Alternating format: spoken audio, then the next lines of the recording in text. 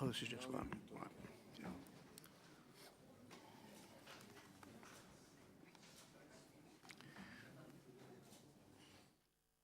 Well, good afternoon, ladies and gentlemen.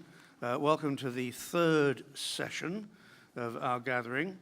The title of this session is Strengthening Individual Independence of Judges and the Institutional Independence of the Judiciary. Obviously connected, I'm sure we'll all agree. We have a most distinguished international panel of speakers to address this topic, and we begin with a very eminent lawyer from Britain, Sir Louis Blom-Cooper, who is very well known to many of you, I'm sure, and he's going to talk to us about judges in public inquiries redivivus, revisited, or yet again. Sir Louis Blom-Cooper. Good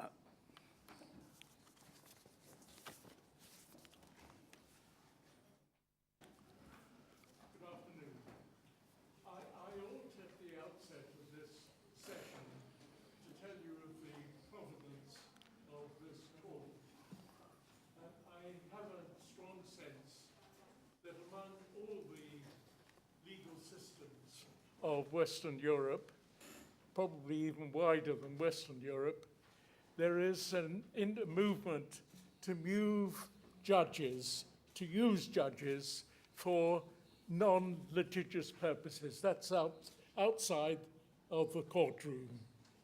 And I would like, if I might, to talk with you one development that is taking place in the United Kingdom at the moment to indicate what the problems might be in terms of independence and impartiality of the judiciary. I had considered the issue some time ago before I read the second edition of the book Judges on Trial by Simon Chetrit and Sophie Turine, which was published only at the end of last year. And I am glad to say that I have studied what they have said about the use of judges in public inquiries in the United Kingdom.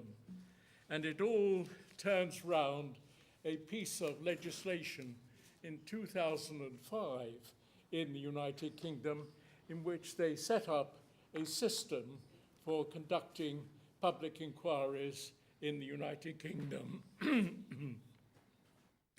And the two authors in their new edition on Judges on Trial have said that as a result of the Act of 2005, which was passed, an appointed judge, that is to say, a judge who has been asked by the executive to chair an inquiry, has agreed to do so, is not acting in his or her capacity under the judicial oath that he took when deciding cases in litigation, but that rather he was acting in aid of the public administration. The authors might have noted that such an appointment would only be by way of acceptance of a ministerial invitation, the judge accepting that he would do it, and along with it, other non-judicial activities which the legislation requires him to undertake. My essay to you is hopefully to give the reasons for Messrs. Chetrit and Turine for deciding that the judge who acts under the Inquiries Act does in fact act in aid of public administration. So I propose shortly to use this occasion for a summary of my conclusion that judge-led inquiries rely on judicial expertise and not upon the status of him as a judge in his ordinary occupation. And that the question of the determination of the credibility and the reliability of witnesses, which is, of course, the conduct of a trial court, together with professional skills in assessing and evaluating the relevant evidence, does not apply to public inquiries. They are excluded by the statute from considering any liability to criminal or civil liability. That is one function that is specifically excluded from the conduct of the inquiry, so that the inquiry is about services and systems rather than about blameworthiness on any part of any person who took part in the particular concern under inquiry. Judicial application, or judicial appellation, that is to say, a judge supplies no more than the ostensible qualities of conducting public inquiries, the ability to make sensible and reasonable decisions. It's a quality in the individual nominee and not his occupation in the courtroom. Until now, and doubtlessly instigated by the very notorious case of Bloody Sunday, which took 12 years under inquiry, the urge to rationalize the system, not merely to control the cost and delay of investigation of human disasters or public scandals, was self-evident.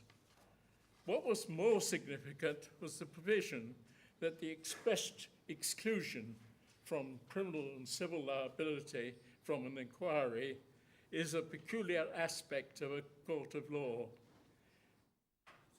The fact that the decision of a trial judge in litigation is to affix liability on a person for criminal or civil liability does not come into the question of a public inquiry.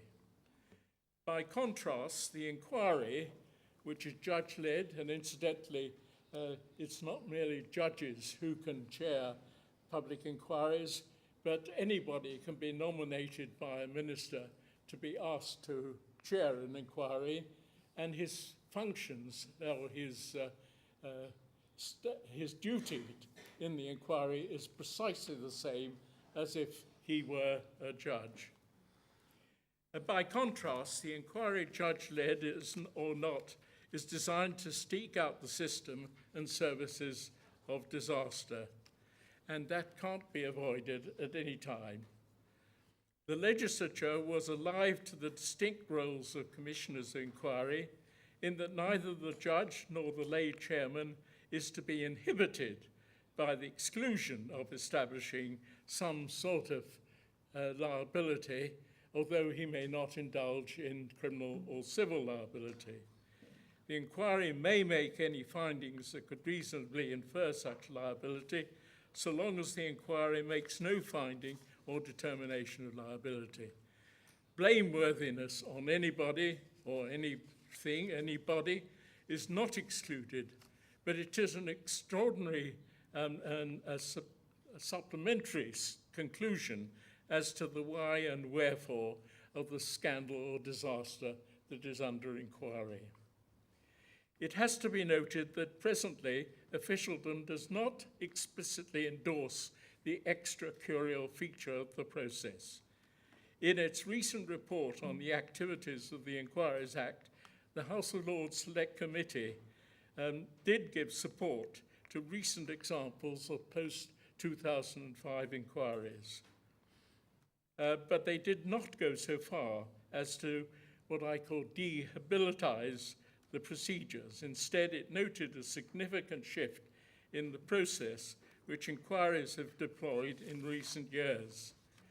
They approved specifically the words of Lord Scarman, at the time he was a serving judge, in 1974, when opening the Red Lion Square inquiry, he asserted that what he was engaged in was specifically not a piece of litigation.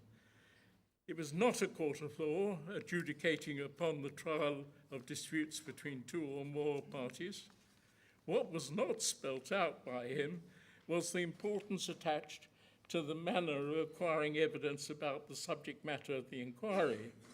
It was a general assumption by the legal profession that the inquiry could glean evidence from any source that it thought helped the inquiry. Lord Scarman did not indicate any method by which he would act in gaining evidence. Since there was no limitation on any interested person being represented by a lawyer, it was inevitable that the legal profession opted for the familiar style of English procedure. It readily applied the adversarial or accusatorial system of eliciting evidence, both in civil and criminal cases, as opposed to the practice of other systems on the continent of Europe, adopting the inquisitorial practice, that is to say, of seeking out evidence wherever it might be inquired upon, whether the witnesses produced the evidence or not. Not unnaturally, a public inquiry that was given a wide remit in its terms of reference, which might range over a number of issues, many which were not individually disputable, turned to inquisitorial rather than adversarial in its procedure. Fascinating as the rival procedures might be in the context of legal disputes, did the distinction between the two systems matter at all? The public inquiry could use both or neither models in collecting evidence. Much of it might be unsolicited by the inquiry, or it might be solicited. Press reports of events might be preferred to inform the inquiries. Indeed, a great deal of the evidence in the Bloody Sunday inquiry was gained from reports by journalists who were present on the day that Bloody Sunday occurred 30 years ago, so that it wasn't very fresh. The rival procedures, adversarial and inquisitorial, did matter in one sense, in relation to legal representation. Here the issue was clear. A witness to an event has a right to present his evidence through a legal representative, and thus created in a judicial hearing. An interested party who could not relate anything relevant to the issue had no such right. In a public inquiry, only the inquiry could determine whether the interested party should be heard, and if so, whether through his or her legal representative. Legalism in the form of claims of those wishing to give evidence to an inquiry found its support in a Royal Commission on Tribunals Inquiry in 1966, as long ago as that. And from 1966 until the Act of 2005, the legal profession adopted it readily. Although the recommendations of the standards of legal advocacy were recommended by the Royal Commission, and they were never implemented by government. They simply remained as recommendations, and on the whole, they were accepted by practitioners and commentators until 1996, when Sir Richard Scott, in his Arms for Iraq inquiry, rejected the Salmon recommendations as having direct application to inquiries. Thereafter, Inquisition managed to elbow out the adversarial model as the main approach towards eliciting evidence. But it was not recognized as anything determining the freedom or the function of the inquiry. Representation before the inquiry now resides in the Commission of Inquiry, deciding whether the person establishes his or her status as a core participant. If so, he gets his legal representation, but it's limited to issues other than pure fact-finding, not entitled to ask questions about facts which would indicate any liability in any person. The legal profession's hijacking of the procedure for conducting public inquiries ultimately failed, although a total absence of legal representation has not yet been ushered in. Once the procedure for obtaining evidence has been resolved in favour of the inquiry deciding how and when it will elicit the material, what should determine the status of the inquiry? Does the statutory provision, excluding criminal or civil liability, determine the issue? The absence from the inquiry of the judicial oath, which is related to the adjudication of legal disputes, seems conclusive. But more telling is the function of the inquiry. Without the existence of a dispute identified in the rival parties' cases in civil litigation, the inquiry acts solely upon the terms of reference that are framed at the minister's decision to order the inquiry. The judge-led inquiry is bound not only by the scope of the terms of reference, but is not required to do other than render a report to the minister. Moreover, it's recognized that it is the minister who decides to publicize the report and to indicate whether he accepts the recommendation in whole or in part. The result, it seems to me, is clearly in favor of Shatreat and Shireen, but the old system lingers on. Thank you very much.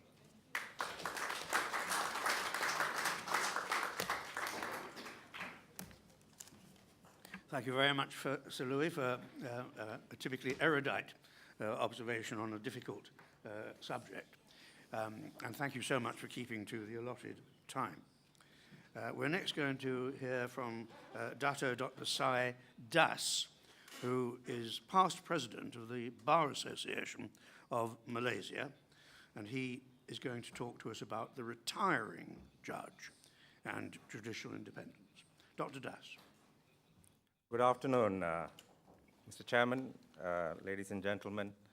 Let me begin by, first of all, thanking the organizers, in particular, the Moscow State University of Law, the Russian Academy of Justice, and the Art Deluxe law firm for this opportunity to visit Moscow and to speak at this conference. Let me begin with a disclaimer that I'm not a retired judge. I have never served as a judge, but one of the issues that has cropped up in our jurisdiction and in many of the other jurisdictions that I am reasonably familiar with is the activity of retired judges. The question is there any connection between a retired judge and serving judges and the institution of the judiciary itself? There's agreement in nearly all common law countries that the activities or the post-retirement activities of judges could have an effect on the integrity and image of the serving judiciary or the judiciary as an institution. For example, one of the most recent statements on this is the UK Guide to Judicial Conduct in just the year 2013, where this observation appears, quote, "Even in retirement, a former judge may still be regarded by the general public as a representative of the judiciary, and any activity that might tarnish the reputation of the judiciary should be avoided." And so you see that, therefore, a kind of a test or a checklist to the effect that any activity that might tarnish the reputation of the judiciary should be avoided. And this is in particular reference to the activities of ex-judges. The notion is that once a judge, you're always a judge. A very famous English judge, Lord Denning, once said that in the period leading up to retirement, the main concern is that the sitting judge may have his eyes too much on what he was going to do after he retired. And this concern or fear, ladies and gentlemen, is not just the experience of England or any of the other jurisdictions, but, for example, in 2008, the Law Minister of India observed that too many judges are looking forward to government appointments to commissions and tribunals after their retirement. So that, and this is what he said, so that there was a danger, quote, that pre-retirement judgments are influenced too much by post-retirement jobs. Pre-retirement judgments being influenced too much by post-retirement jobs. And I'll come to that very shortly when I talk about commissions. Now, sitting judges in particular are susceptible to being compromised by a post-retirement offer of jobs in the months leading up to their retirement. There was, in the course of our research in this area, we came across this rather interesting case from the Supreme Court of New Jersey in the United States, the famous Nike case. This was a case where the presiding judge of the Chancery Division had just completed hearing a case where the plaintiff side had won. But just about a month prior to his retirement, there was still an issue about the terms of the order to be settled. And it was a sharp dispute between both sides. And it was during this period, rather indiscreetly, when counsel for the plaintiff approached the judge in his chambers and offered him employment in his law firm. And the judge rather indiscreetly accepted that offer, thinking that since the main issue in the case was over, there was really nothing for him to worry about. But he little really realized that this question of whether or not US $98,000 was to go this side or that side was still at large. And when he finally settled that terms of the order in favor of the plaintiff's side, that is the side of the counsel who had made him the offer of employment in his law firm post-retirement just 1 month later, the other side naturally was very unhappy. And what they did was this. They did not just attack the terms of the final order that he made in relation to the terms of the final judgment, but they attacked the entire judgment. They failed in the first instance, but succeeded in the second instance when the Supreme Court of New Jersey ruled that the public perception that there was a lack of impartiality was rather overbearing, and they set aside the entire judgment, and the judgment was vacated. So you have such a case of where judges could be rather indiscreet in the month or so leading up to their retirement, or in the short period leading up to their retirement. Now, it is generally accepted that the age of 75 is what is previously 65. And at the time of retirement, whether it be 65 or 70, one finds that a judge has still got many good years under his belt. And judges tend, therefore, not to want to be put out into pasture, but they want to actually work and keep themselves gainfully employed. And therefore, you find that this issue of what the judges can and cannot do has become a major problem in many of the common law countries. I cannot speak of any experience of having read about how these matters are in the civil law countries, but certainly one finds that while most common law countries, the ethical principles do recognize that the activities, post-retirement activities of judges affect the judicial institution as institution, nevertheless, they're not agreed on what are the proper activities that a retired judge can engage in, and what are the otherwise improper activities or not so acceptable activities that judges can engage in when they retire. The main area of where they retire and carry on gainful employment after retirement is practice. Now, whether a judge could return to practice if he was previously from the bar is rather debatable, because there is a viewpoint that once you get appointed to the bench, you say farewell forever to the bar. In UK, for example, it is a strict no. It's a strict no. No judge from the bar who has gone on to the bench upon retirement could return to practice. In the year 2006, it has been reported that the Lord Chancellor asked the Judges' Council to reconsider whether or not the subordinate judiciary, judges who retire from the subordinate judiciary, should not be allowed to go back to practice. And in January 2006, it was reported by the Judicial Council, or the Judges' Council, that the answer is still no. Quote, that it would diminish the standing of the judiciary and seriously weaken its independence if judges at whatever level were allowed to return to practice. So in UK, you have a strict no, whereas in the US, there is no prohibition against retired judges going back to practice, except that there seems to be a big debate about how much they could use their former judicial status in the course of their practice. There are prohibitions that vary from state to state. In some states, there's a complete no against the use of any card or any description of yourself as an ex-judge. But in other states, they ask you to be more discreet. In Australia, for example, ladies and gentlemen, there is, the general principle is of a cooling-off period. A cooling-off period of a year or 3 years, during which time the judge should not be allowed to go back into practice. The general principle seems to be a 1-year cooling-off period. But in some states in Australia, which is a federal system, you find that if a judge were to return back to practice, he runs the risk of losing his judicial pension.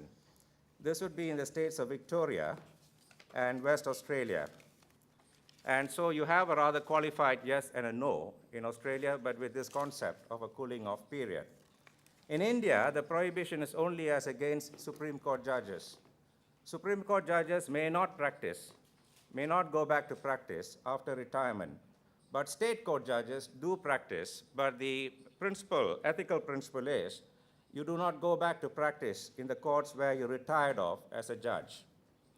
Now, the other jurisdiction that we had looked into is Singapore. Singapore says that you cannot go back to practice as an advocate, but you can practice as a solicitor. The reason why this topic was looked into by me is that in Malaysia, which is my own country and jurisdiction, there is a major controversy in that more and more retiring judges are going back to practice in a full sense, not only as having joining legal practices as solicitors, but also appearing in court as advocates. There has always been a decades-old convention that retired judges in my country should not go back to practice and appear in court, or rather, they should not appear in court. And that convention is held for years, but over the last 2 or 3 years, that convention has been discarded, and more judges upon retirement are appearing in courts without any restriction whatsoever. And therefore, the issue has arisen as to how does one enforce the convention, and there's really no way in which one can enforce a convention because a convention remains a convention, which is merely a good thought, but otherwise quite unenforceable. And therefore, my bar had taken the stand by passing a resolution that there should be some sort of enforcement by writing into the Legal Profession Act a requirement that once a judge retires, he should not be allowed to return to practice by appearing in court, but like in Singapore, he should be allowed to join a legal firm and practice as a solicitor. So we see that this main activity of judges upon retirement, which is returning to practice, the experiences vary from country to country, from a strict no in UK to an absolute yes in the US, and the other countries coming somewhere in between. The other main area of return to active activity by judges is in arbitrations, which is, I think, a common feature in almost all jurisdictions across the common law countries. And insofar as arbitrations are concerned, there was a very interesting report in the UK in the legal magazine called The Lawyer, and it was as recent as in June 2014, where this rather interesting comment appears that there are at least 33 retired judges in the UK seeking work in the arbitration and ADR arena. The only requirement, both in UK and I think in the US and in other places, is that the retired judge should not trade on his judicial status or former judicial status for purposes of procuring or obtaining arbitration work. But it is so also from my own personal experience in my own country, where retired judges tend very often to be appointed as arbitrators in disputes, although I've got my private views about how useful they are as arbitrators. The other area, ladies and gentlemen, is commissions and inquiries. And the country with the greatest experience in this is India. India is sometimes referred to as a land of commissions. There are commissions for everything. And in the year 2008, it was reported that 18 out of 21 retired senior judges who retired in the year 2008, 18 out of the 21 have been appointed by the government to tribunals and commissions. Hence, the observation by the Indian Law Minister that there is a concern that pre-retirement judgments are often made, sometimes with a view, or rather they're often made, or they could be made with a view of post-retirement jobs. And the reason why this controversy has risen is that if you're an unpopular judge who had delivered a judgment which is not to the government's liking shortly before your retirement, you do not get appointed to any of the commissions and tribunals that will otherwise are available to which judges can be appointed.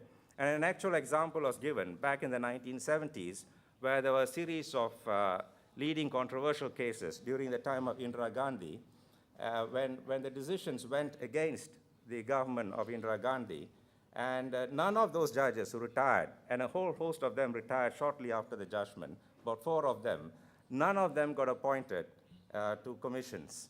And this was severely criticized. But when she lost power and the opposition came into office, they appointed these judges who previously did not get appointed under her government. So you see that there's this vicious cycle of this matter repeating itself, just that the cap has changed. So commissions and inquiries are a very popular source where judges get appointed after their retirement, and it is not as controversial as in the next area, which is commercial activities and political activities.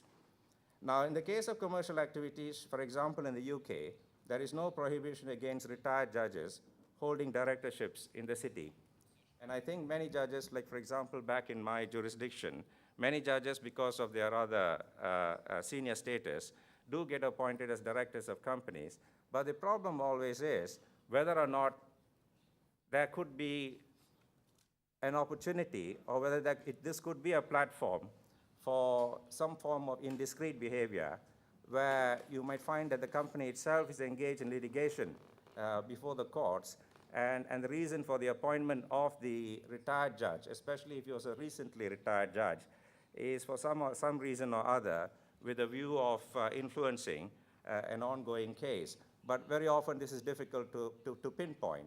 And it is just that it gets known that this company that is in litigation before the courts has got as one of its judges a former colleague of the judges who are hearing that case, and whether that has some sort of unarticulated influence on their minds is something which is very much left to guess.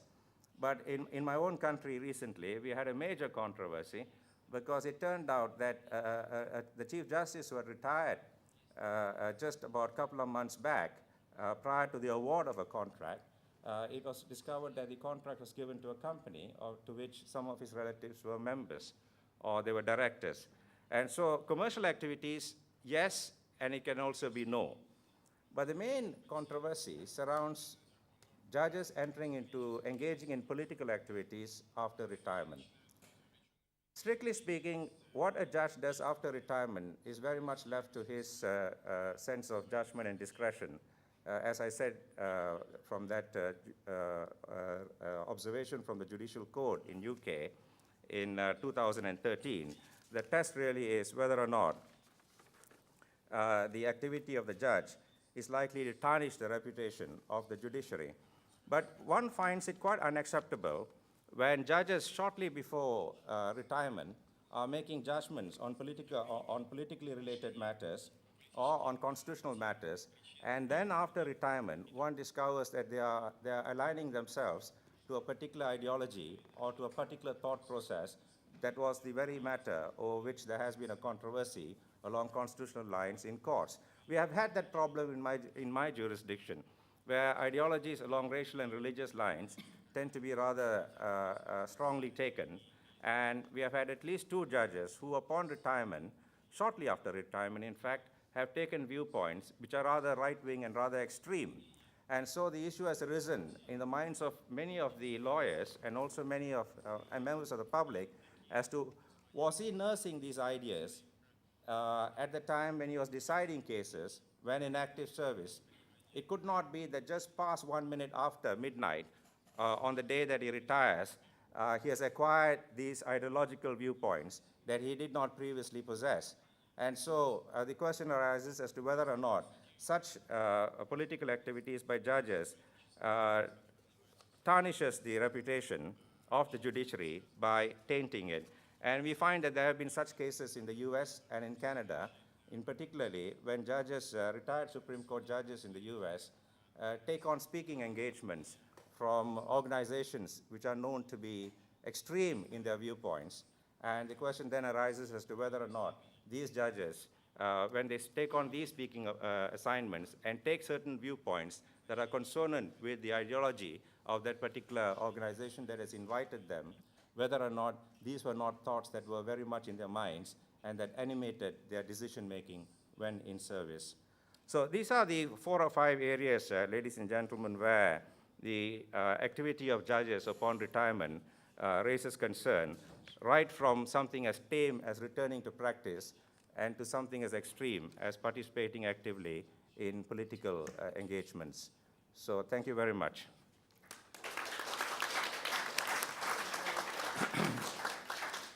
Thank you, Dr. Das, for an interesting and stimulating contribution to another difficult problem in this area. Now, our next contribution is by video. I don't know how long it takes. Do we have any idea? 12 minutes? Right, well, perhaps we can bring that on now. Professor Vladimir Yarkov from Ural's State Law Academy, and he's going to speak about the optimization of civil procedure and the of statutes. Professor Yarkov.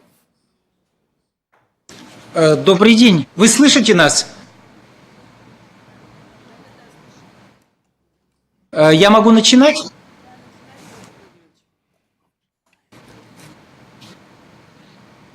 Добрый день, коллеги. Мы слышим друг друга? Да? Владимир Владимирович, мы вас слышим и ждем выступления с интересом. Ага. Приветствую, уважаемые коллеги. Я рад приветствовать всех вас из Уральского государственного юридического университета. У нас теперь другой статус. Со мной мои коллеги по кафедре. Вы можете видеть наших прекрасных студенток, которые также пришли послушать эту конференцию. Большое спасибо Московскому государственному юридическому университету и Российской академии правосудия. Ну и, разумеется, юридической компании Ardolex за возможность вас послушать и принять участие в вашей интересной дискуссии. Я хотел остановиться на совсем небольшом круге вопросов с учетом ограничения по времени, вопросах, связанных с независимостью судей и оптимизацией гражданского судопроизводства. Чтобы здесь... Чуть-чуть потише, у нас просто технически... Спасибо большое. Извините, пожалуйста, что перебила. Так, такой тембр нормально, Ирина Валентиновна? Сейчас нормально. Независимость судей была всегда закреплена в нашем законодательстве и в советскую, и, разумеется, в современную эпоху. К сожалению, мы не слышали первых докладов. Ну, то есть это всем известно российским специалистам, это статья 120 Конституции, и мы традиционно выделяем политические, экономические, правовые гарантии независимости судей. Но я бы хотел, выделив несколько всего небольших аспектов, сказать прежде всего, что независимость судей – это одновременно и цель, и средство, и основа судебной власти, и это, я бы так сказал, постоянный процесс, который включает в себя множество самых различных элементов, и по мере изменения, в том числе, условий судебной деятельности, он меняет и понимание независимости. Ну, например, возьмем, сейчас вводятся активно электронные технологии, то они ставят, разумеется, судью в более жесткие условия в плане подготовки судебного акта, размещения его в интернете. Более строгим здесь является контроль со стороны и сторон процесса, и вышестоящих судебных инстанций. И, конечно, пока в России нет, может быть, столь необходимой, как можно сказать, культуры уважения судебной власти. Наша судебная система еще относительно молода.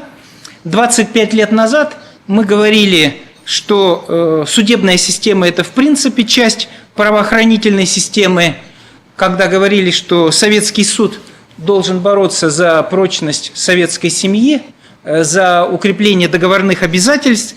Сейчас, разумеется, делается акцент на то, что суд – это прежде всего орган защиты субъективных прав. Поэтому процесс становления независимости – это долгий процесс эволюции и развития. Первый аспект, к которому я хотел обратить ваше внимание, это разность культуры и правовых традиций и воздействие судебной практики на независимость судей. Что бы здесь хотелось отметить?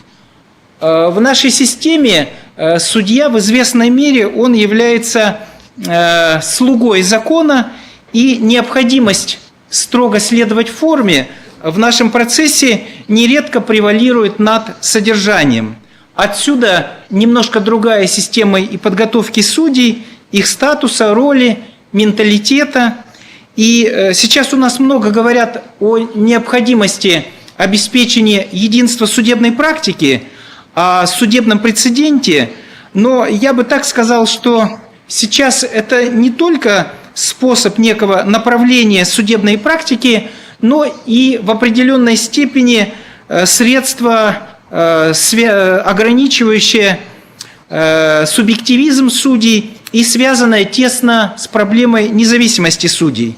Потому что, допустим, мой опыт работы в научных советах судов самых различных уровней, он показывает, что судьи порой стремятся получить ответы на все абсолютно ситуации.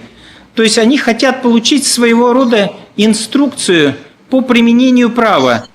И меня, к сожалению, тревожит распространение такого инструктивного формы мышления, потому что все-таки судебная деятельность, здесь должно превалировать творческое начало, а не стремление каждый раз под каждую ситуацию найти конкретный прецедент, найти конкретное указание вышестоящего суда. Но мы не можем ставить это нашим судьям в упрек, потому что такой подход логичен, он совершенно следует из самого духа нашего права. Вместе с тем хотел бы сказать, что есть определенные гарантии здесь от независимости суда от вышестоящих инстанций.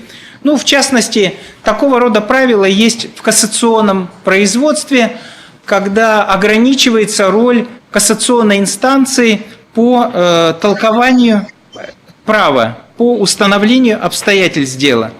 Такие же ограничения есть и применительно к актам Конституционного суда, потому что Конституционный суд может признать ту-либо норму неконституционной, дать ей определенное толкование, но решать вопрос, подходит ли ситуация, которая была разрешена Конституционным судом, конкретной ситуации, рассматриваемой в данном деле, это уже определяет сам конкретный суд.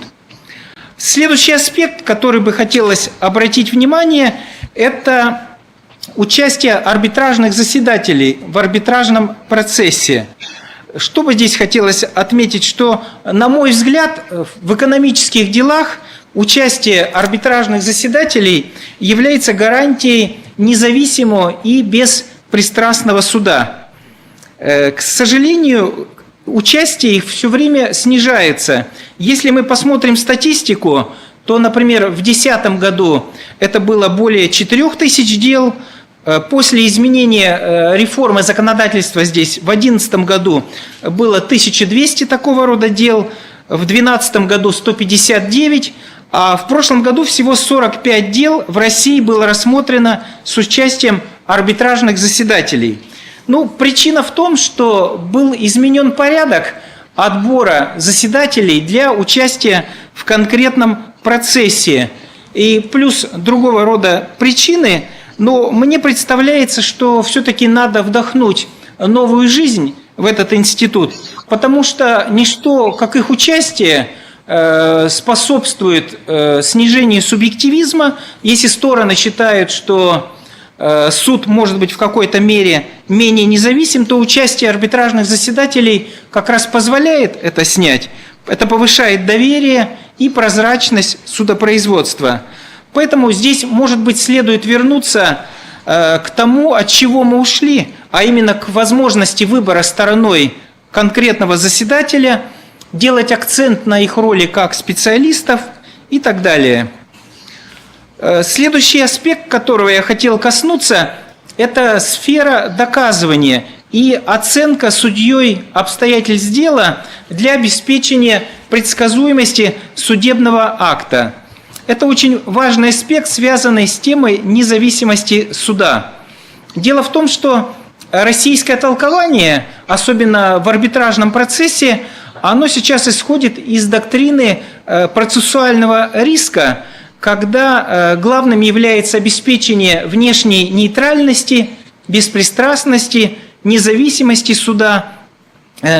С другой стороны, в общем-то, поскольку суд является субъектом защиты прав, то было бы правильным здесь посмотреть, ну, я смотрел, допустим, в плане в этом изучал английский, опыт германского права, то здесь есть довольно интересные положения, связанные с тем, что суд в ходе процесса, он может выдавать определенные оценки промежуточных итогов, оценки обстоятельств дела, с тем, чтобы защититься от так называемых неожиданных решений.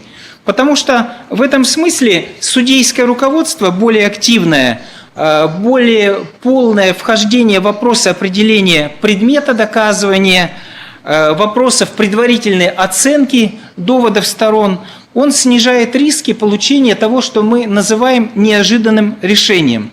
И мне кажется, определенные элементы у нас этого уже есть, такой судейской активности. Об этом российские участники знают, это статьи 9, 65 АПК. Но здесь также, мне кажется, есть вопросы, по которым можно было бы продолжить изучение. Потому что когда я, допустим, наблюдал в английском процессе то, что судья не говорит какие-либо предварительные оценки определенных промежуточных результатов процесса, то я подумал, что ведь это и есть подлинная независимость суда, когда суд не боится сделать такую оценку, но его при этом никто не заподозрит в том, что он является не независимым, не беспристрастным, не объективным. Ну и, конечно, в плане правовых процедур очень важный аспект, чтобы так хорошо, красиво вести судебный процесс, то для судей для этого нужно время. Как известно, российские судьи очень сильно перегружены. Поэтому здесь очень важным является поиск оптимизации процессуальной формы. Действительно, если смотреть статистику, то дела, например, упрощенного производства, они занимают уже до трети дел в арбитражных судах. Если смотреть статистику по судебным приказам в судах общей юрисдикции у мировых судей, они тоже занимают до половины дел. Ну, например, вот одна из последних статистик показывает, что судебные приказы по налоговым спорам, они занимают примерно треть всех судебных приказов, выносимых приказов. То есть отсюда возникает вопрос, а надо ли вообще эти дела иметь судебные компетенции? Есть ведь другие разумные институты, как нотариат, например, которые бы позволили более широко использовать эти внесудебные, досудебные формы урегулирования и освободить суды от тех дел, которые являются на самом деле бесспорными. И тогда освободить время судей для более полноценного рассмотрения дел и, соответственно, реализации всех принципов процесса, включая принцип независимости судей. Спасибо за внимание.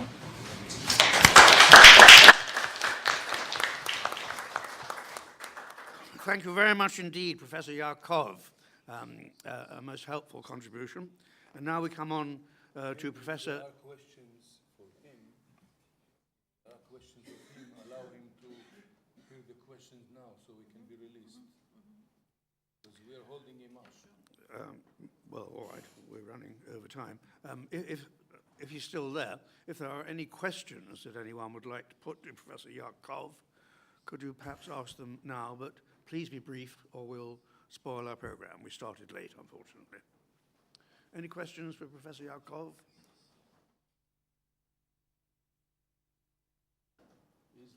Is there a difference in the practices that you just mentioned, Professor Yarkov, between different parts of Russia? Still there? Владимир Владимирович, вы нас слышите? Да-да-да. Вопрос понятен был? Не совсем. Вопрос заключался в том, из того, что вы говорили сейчас, есть ли какая-то разница в практике в различных регионах? Ну, я не проводил специальных исследований на эту тему, но исходя из чтения доктрины, литературы, общения с практикующими юристами, я думаю, что она есть. Что, например, на юге России она может существенно отличаться от того, что, например, есть в Уральском регионе.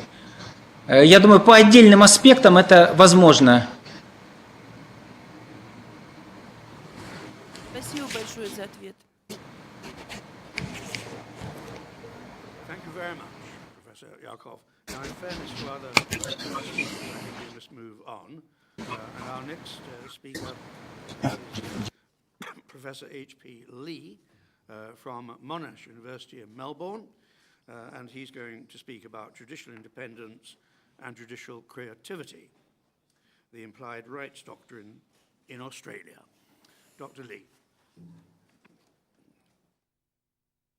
Thank you, Chairman. Before I begin, I want to acknowledge my thanks to the organizers of this conference. It has enabled me to live up to my dream, one day to see the Bolshoi Ballet and to see the Hermitage Museum. Apart from that side note, it is also a great pleasure to have caught up again with Dimitri Mangoia and Professor Sergei Nikitin, whom we met in Ghent, in Belgium. Finally, my thanks to a number of people who assisted me in facilitating my visit to Moscow, to Evgeny, Julia, and Olga. Thank you very much. Now, the theme of my talk is rather country-specific. It appears to apply only to Australia. But at the end of the day, I think that what I am about to explain does have significance for other countries in which there is the constant juggling between, on one hand, the notion of judicial independence and the role of the court in constitutional interpretation. This work is a work in progress, and therefore I'm still trying to bed down my thoughts on the matter. The controversy which I am going to advert to arose in 1992 when the highest court of Australia, the High Court of Australia, handed down the decisions in two landmark cases. The result of those cases, and I don't want to bother you with the names of the cases, the result of those two major cases is that in Australia, the High Court said that there is implied in the Constitution of Australia a freedom of political speech, a freedom of political communication. A month after